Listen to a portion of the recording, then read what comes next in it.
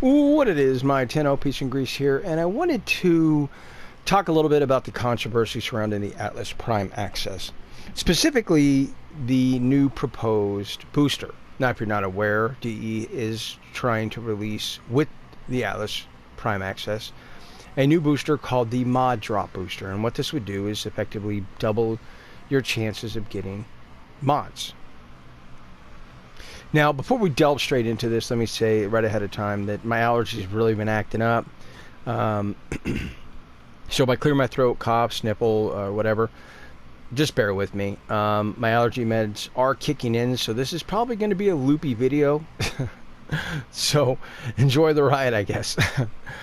But the Mod Drop Booster. Now, a lot of content creators are coming at this from from the perspective of this is bad. And I agree, I do. But I'm going to come at this from a completely different direction. So let's scale this mountain together and see where we arrive. Now, if you're a brand new player, you're probably thinking, hey, a mod drop booster. There's a bunch of rare mods I need. This drop booster will double my chances of get them. Yeah, hell yeah, I'm going to buy it. And you know what? I can't blame you for thinking that way. I mean, it's a very logical thought process. So let's look at some rare mods, shall we?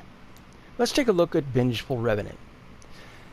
Now, feel free down in the comment section if you want to correct me on the exact figures. Go ahead. It's been probably over a year or more since I've looked at the drop rates on some of these mods we're going to be talking about. So I'm just ballparking it here.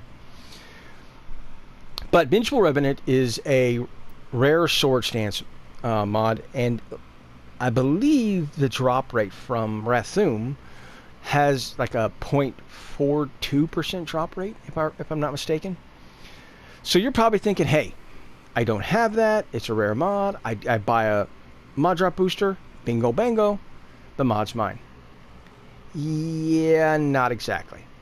So to put this in perspective, Vengeful Revenant has a 0.42% drop chance. You buy a mod drop booster, doubles that, you now have a 0.84% drop chance. For 40 plat, if the pricing is similar to the rest of the boosters, 40 plat for 3 days as an example, you literally paid 40 plat for literally less than a 1% chance at getting this mod. So let's take a look at another rare mod to illustrate the point here a little bit better. We're going to talk about kinetic diversion. And I think I actually talked about this in another one of my videos. It was the Thumper video I did. But kinetic diversion. Now, this was moved from its original drop location to the plains of Eidolon. And this had a 0.5% chance, 0.50% drop chance from the commander. And from the Thumper, it has a 1.86% drop chance, if I recall correctly. So again, you're probably thinking, I buy the mod drop booster, bingo bango, this mod's mine. Again, not exactly. Even with the mod drop booster, doubling your chances, you literally only have a 1% chance to get kinetic diversion from the commander. Now from the Thumper, you have like a 3.76% chance to get this mod. Still only 3.76% chance. So 3.75% chance to actually get this mod. Now, the point that I'm trying to really illustrate here is that rare mods are rare for a reason. Most of your rare mods have less than a 1% chance. In fact, many have less than 0.5% chance of dropping. And unfortunately, a mod drop booster isn't going to help you get them any quicker. They're just not. Then also, I really want to talk about the fact that the mod drop booster, because everything in life has fine print, and this mod drop booster also has fine print. This mod drop booster doesn't just work with rare mods, okay? It works with all mods. And what I'm trying to point out here is that this will even increase your drop chances for ammo drums and ammo case. In fact, it's more likely to increase those more than any of the rare mods.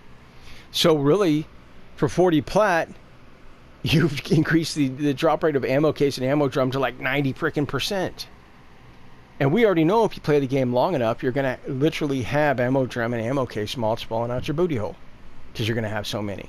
And you didn't have to pay plat for it.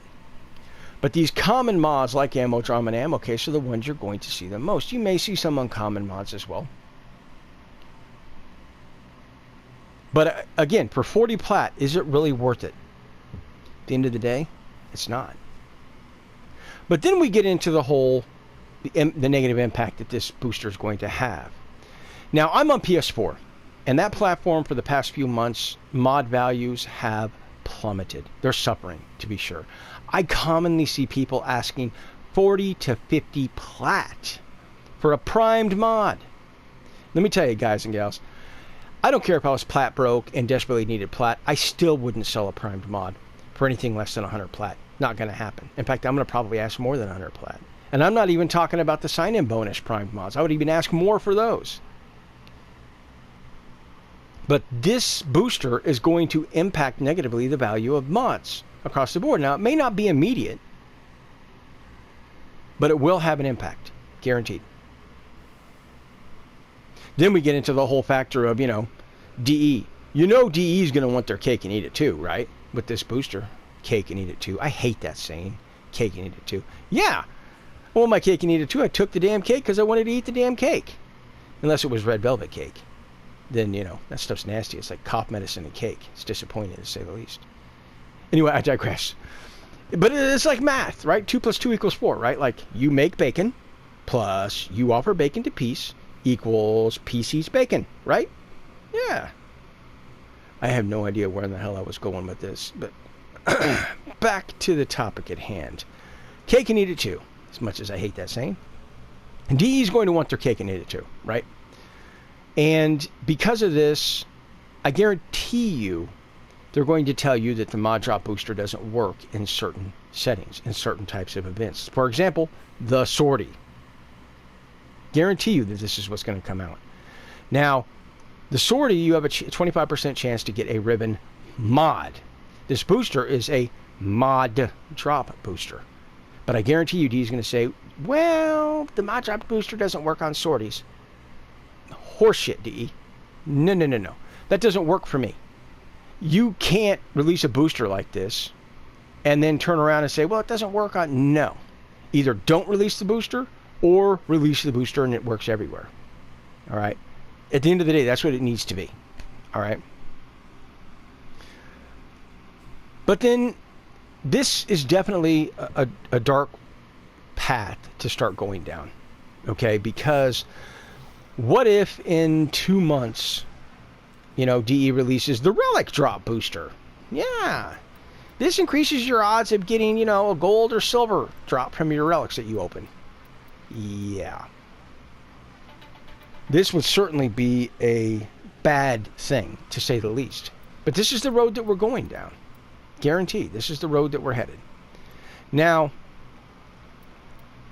if you're not familiar with the broken relic refinement system, and the reason why the community have been bitching about this for years now is because I tend to get more gold and silver drops from unrefined relics than I do refined relics.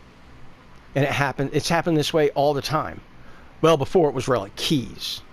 But once the relic system and the refinement system was added, I still get more gold and silver drops from the standard relics than I ever have refined relics.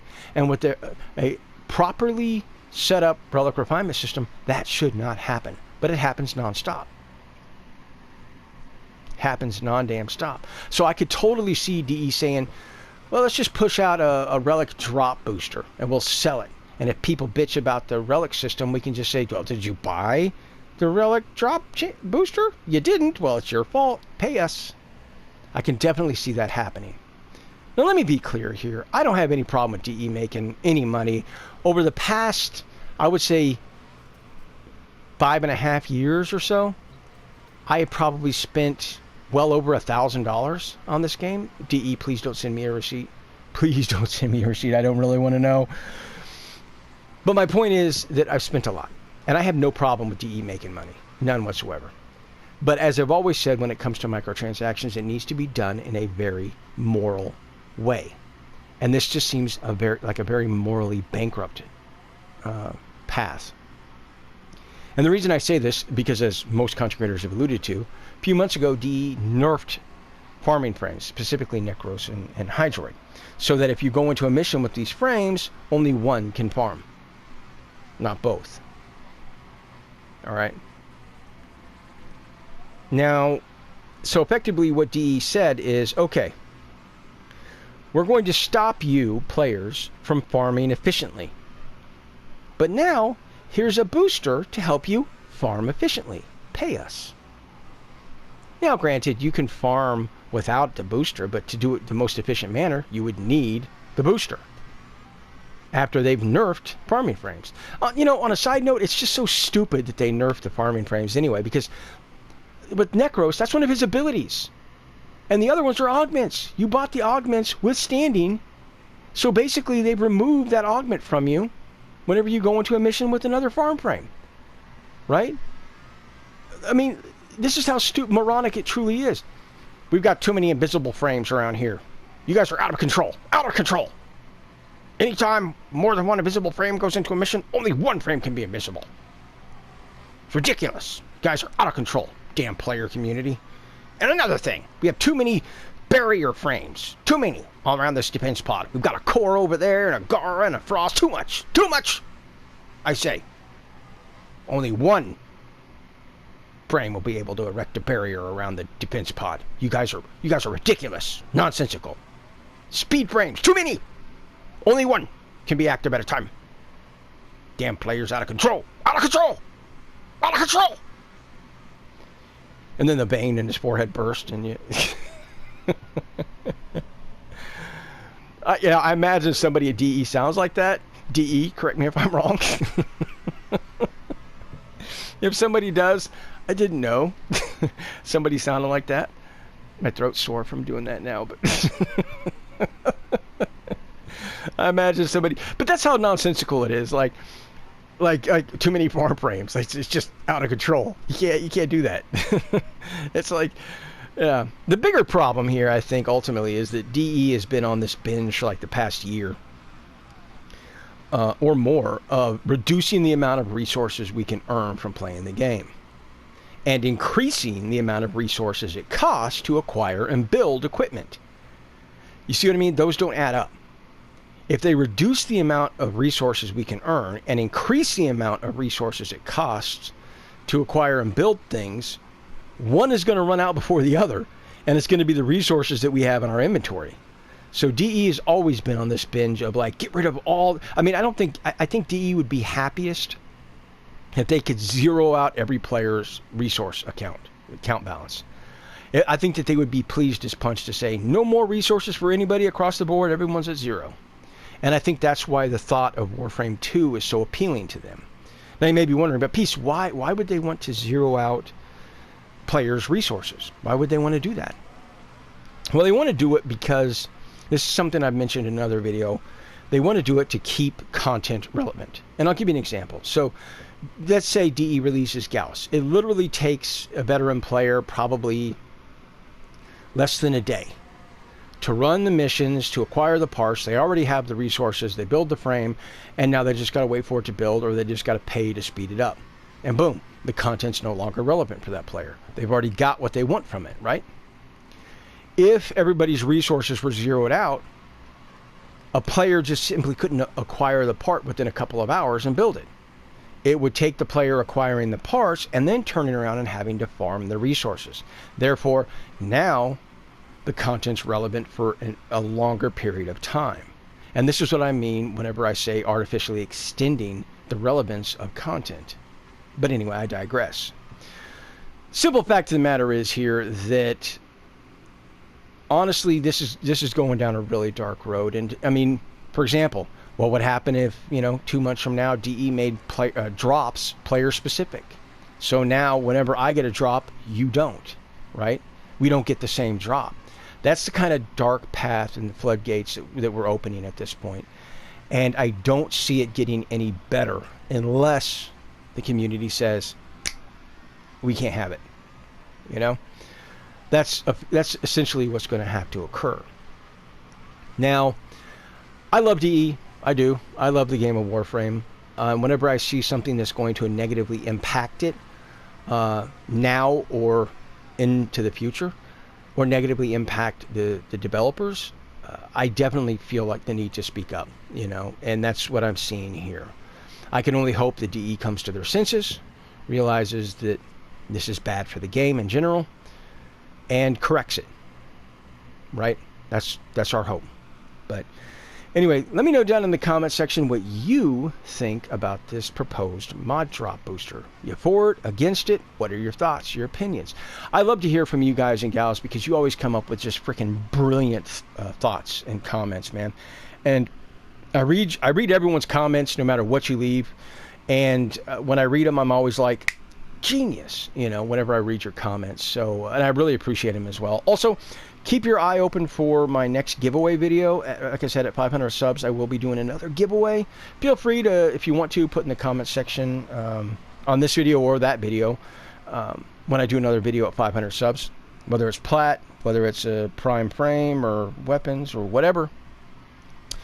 You can put it in the comment section. That's fine. But until next time, peace and grace.